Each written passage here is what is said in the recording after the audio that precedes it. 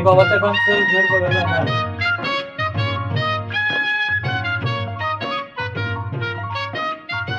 बाबासाहेबांना शाहू महाराजांनी खालून आवाज दिला. आंबेडकर शाहू महाराजांचे भेटायला ते सुद्धा सोडून गेले. आम्ही परंपरेचे राजे, तुम्ही विद्येचे राजे, असं त्यावेळेस बाबासाहेबांना ते वाटतं वाटतं. बाबासाहेबांच्या रूमला पण आमचाच दरवाजा होता. चाळ जे आहे ती ह्या अनेक ऐतिहासिक घटनांची साक्षीदार आहे. हा इतिहास आहे.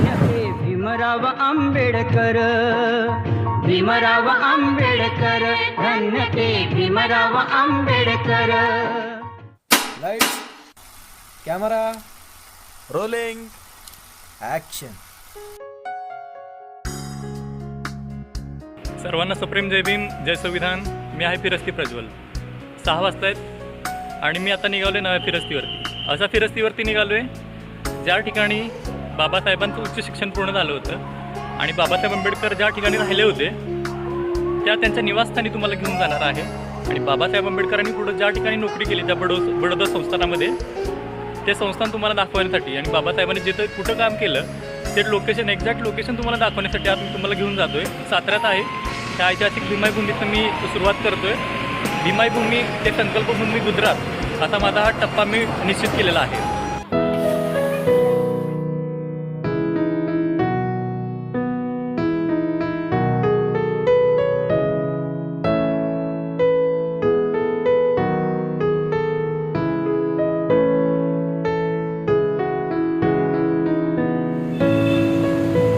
मी एसटीतनं उतरल्यानंतर डॉक्टर बाबासाहेब आंबेडकर मार्गच्या इथं थांबलेलो. मला विशाल घ्यायला आलेला. विशाल माझा भाऊ आहे मोठा आणि तो मला बाबासाहेब आंबेडकरांचं घर दाखवणार आहे, BIT चाळीतलं, परळमधलं. तर आता आम्ही थांबलोय मडके बुवा मार्गच्या इथं आणि इथून निघालोय बाबासाहेब आंबेडकरांच्या घराकडे. तर मी आता आलोय BIT चाळीपाशी. या BIT चाळीमध्ये 1912 ते 1934 या कार्यकाळामध्ये विश्वरत्न डॉक्टर बाबासाहेब आंबेडकरांचं वास्तव्य होतं. या ठिकाणी BIT चाळ आहे. या बिल्डिंगचा हा 2 नंबरचा जो रूम दिसतो AC या ठिकाणी लावलेला आहे. त्या ठिकाणी बाबासाहेब फॉर्म नंबरच्या रूममध्ये वास्तव्यास होते. आणि BIT चाळ फार जुने, जवळजवळ 300 वर्षापूर्वीची, म्हणजे ब्रिटिश काळामध्ये या ठिकाणी कैद्यांना या ठिकाणी ठेवलं जात होतं.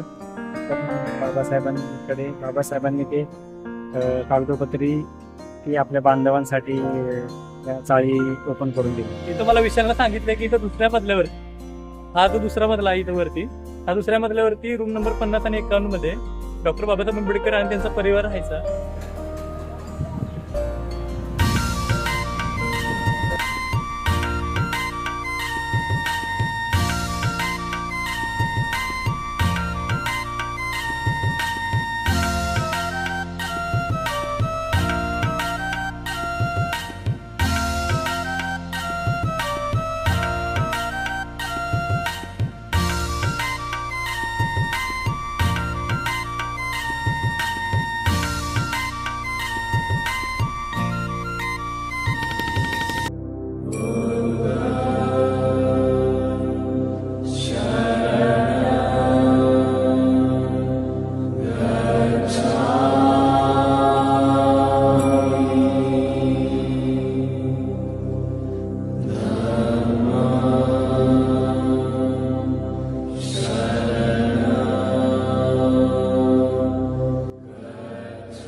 बाबासाहेबांचं घर बघायला आम्ही आलो. प्रज्वल मोरे, सातारा, मूळ सातारा. आणि बाबासाहेब 1912 ते 1934 म्हणजे 22 वर्ष या ठिकाणी राहिले. तिथे त्या या बिल्डिंगला जवळजवळ 150 वर्ष होऊन गेलेली आहे. 150 वर्ष होऊन गेलेली आहे. आता आम्हालाच या बिल्डिंगमध्ये जवळजवळ 74 वर्ष झाली. त्यावेळेस मी काय बाबासाहेबांना पाहिलेलं नाही किंवा काय नाही, पण आमचे जे पूर्वज होते त्यांनी बाबासाहेबांना पाहिलेलं. जे आमचे वाढ वडील, आजोबा वगैरे इथील जे वयस्कर मंडळी होती त्यांनी संपूर्ण बाबासाहेबांना पाहिलेलं. आता ती मंडळी काय हयात नाहीत, पण आता जी माझ्या समवयीन जी आहेत ती मला वाटतं जास्तीत जास्त जवळजवळ 2-3 जण असतील बस. बाकी सगळी वयोवृद्ध मंडळी त्यावेळीची हयात नाहीत. बाबासाहेब या 50 नंबरच्या खोलीमध्ये जी आमची BID 4 क्रमांक 1 या 50 नंबरच्या खोलीमध्ये बाबासाहेबांचं जे आपण इंग्रजीमध्ये म्हणतो स्टडी रूम, म्हणजे अभ्यासाची खोली 50 नंबर ही पाठीमागची. पाठीमागची 50 नंबर खोलीमध्ये बाबासाहेब अभ्यास करायचे. त्याचप्रमाणे 51 खोली नंबरमध्ये माता रमाई यांचं हे स्वयंपाकघर, पाठीमागचे 51. ओके. तिथे माता रमाईंचं स्वयंपाकघर. ज्यावेळेस शाहू महाराज आंबेडकरांना भेटायला आले त्यावेळेस त्यांनी 50 क्रमांक खोलीमधून त्यावेळेस आता ते ग्रिल वगैरे लावलेले अत्याधुनिक केलेले आहेत. त्या खोल्या आताच्या रूम जरा अत्याधुनिक केलेले आहेत, म्हणजे रिडेव्हलपमेंट प्रमाणे झालेलं आहे. म्हणजे पूर्वीचं स्ट्रक्चर आता राहिलेलं नाही.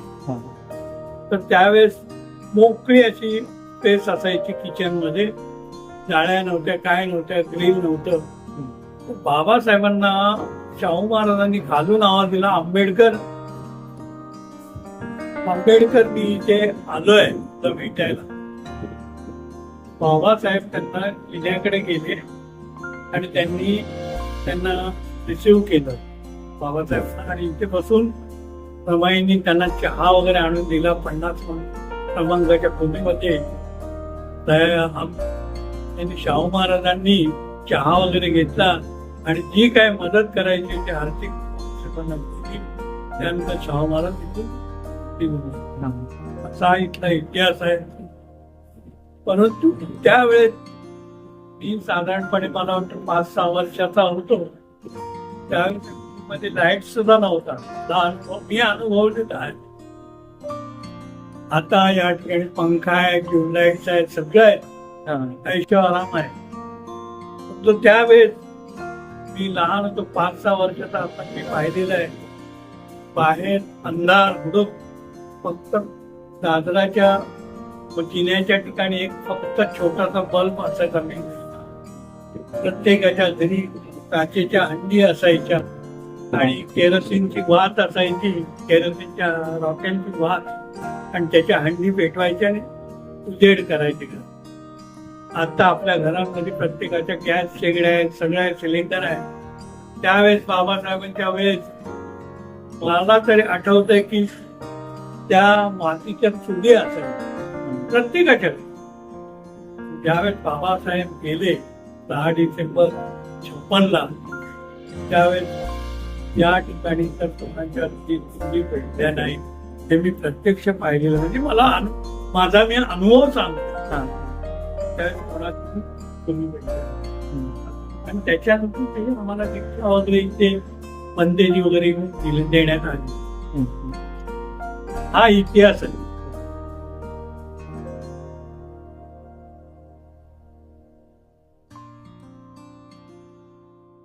रूम नंबर 50 जिथे बाबासाहेब राहिले होते त्या रूम मध्ये राहतो. हे माझे आजोबा कालिदास सखाराम काळेकर.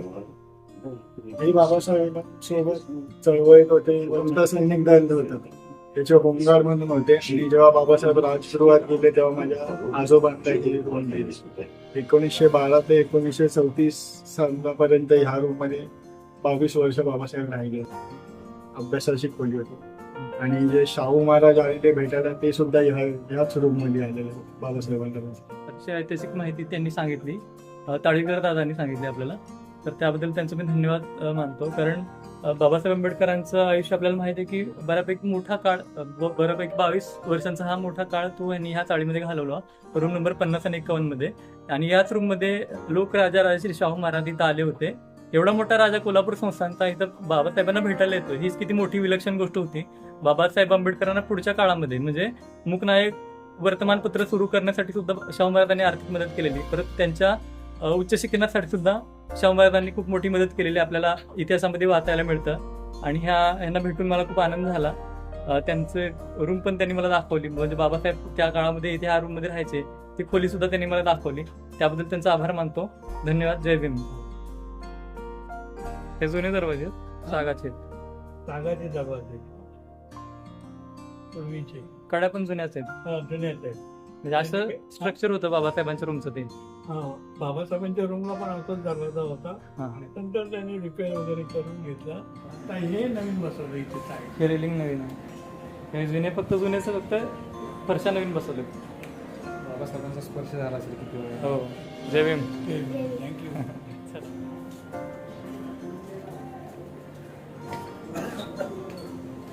बाबासाहेबांचं घर आम्ही बघितलंय. रूम नंबर 50 आणि 51 मध्ये बाबासाहेब आंबेडकर राहिले होते. तर रूम आता विशालमुळे आम्ही पाहिली. विशालला माहिती आहे बऱ्यापैकी इथलं.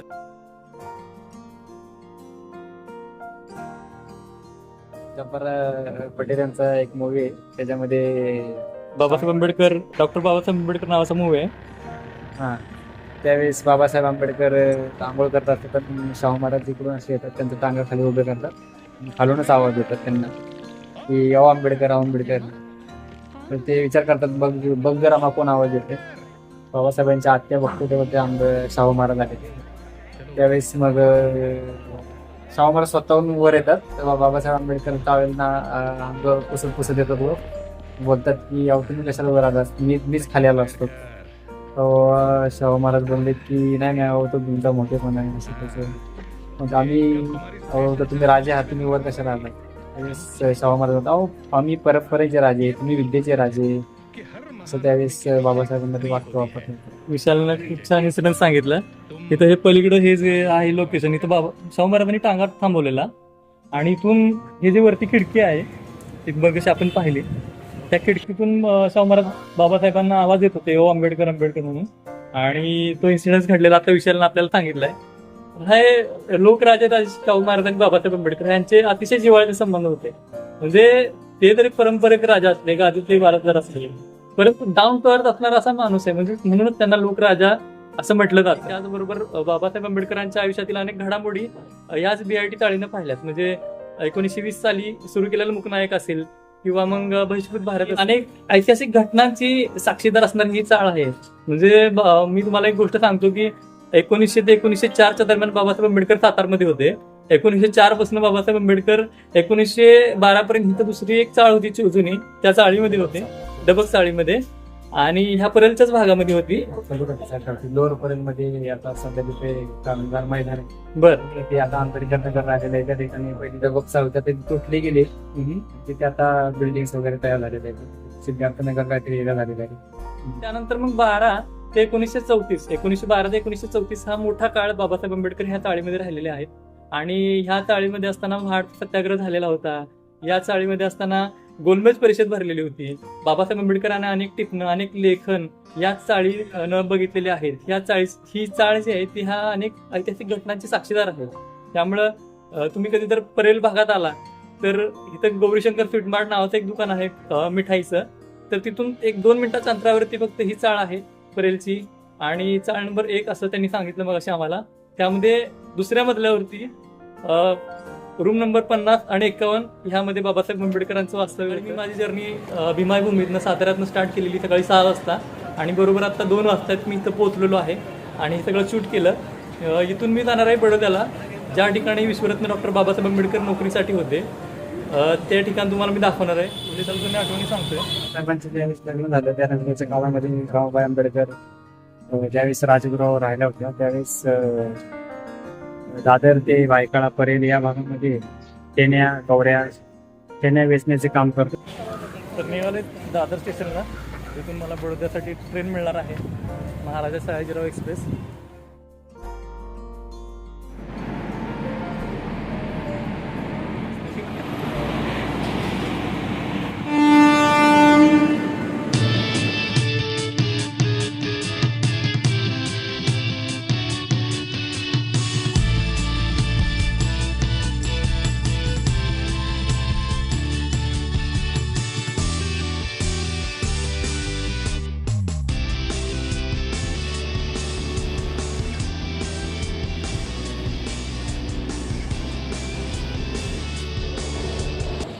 फायनली आता अंकलेश्वरला पोहोचलो आहे. दादर स्टेशनवरून सुरू केलेला हा प्रवास आहे आणि आत्ता मी अंकलेश्वरला पोहोचलो आहे.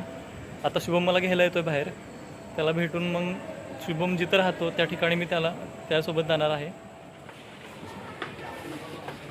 तर आता मला हा घ्यायला आला शुभम आणि आता आम्ही तर जातोय शुभमच्या एक्झॅक्ट लोकेशनवरती. कुठं जायचं आहे आपल्याला? नेत्रंगला. आता अंकलेश्वर रेल्वे स्टेशनवर आहे आपण. इथून नेत्रंगला आता दुचाकी वाहनावरून जायचं. आपल्याला आहे का नाही इथनं जाताना काही गाडी बिडी भेटणार नाही. बस म्हणा किंवा काही असेल वडा बिडा तसली काही भानगड नाही. रात्रीचं 8 नंतर इथं भेटतच नाही म्हणून तुला न्यायला आलो गाडी. आता नेत्रंगमध्ये पोहोचलोय शुभमच्या ऑफिसच्या एरियामध्ये. Aga Khan rural support programme India ही संस्था आहे. त्या संस्थेचं मेस आहे. कॅम्पस दाखवतो. कॅम्पस मी दाखवतो थोड्या वेळा तुम्हाला, पण माझ्या तोंडाची अवस्था बघून तुम्हाला समजत असेल काय परिस्थिती. प्रवास करून आलो आहे जवळपास 20 किलोमीटर प्रवास करून आम्ही आता इथं आलो. 20 कुठं 45 45 किलोमीटर. मी 25 किलोमीटर मी चालवली. 20 किलोमीटर मी. येस. तर आता आम्ही जेवण करतो. मस्तपैकी जेवण शुभम माझ्यासाठी अरेंज केले. आपण जेऊया आणि उद्या त्याला सकाळी आम्ही बडोद्याला जाणार आहे.